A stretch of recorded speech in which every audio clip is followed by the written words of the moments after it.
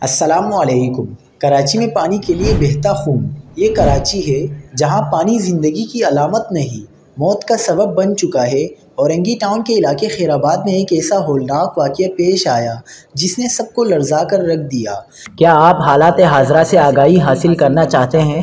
خبر کے پیچھے چھپے اصل حقائق جاننا چاہتے ہیں تو ابھی سبسکرائب کیجئے جلمل پاکستان کو اور ساتھ ہی گھنٹی کے نشان پر کلک کر دیں۔ آپ کو بتاتے چلیں کہ اورنگی ٹاؤن کے علاقے خیر آباد میں پانی کے تنازع پر بچوں میں جھگڑا ہوا جس میں بڑے بھی کود گئے۔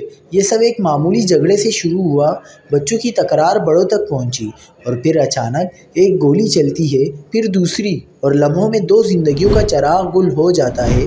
کہانی یہاں ختم نہیں ہوتی۔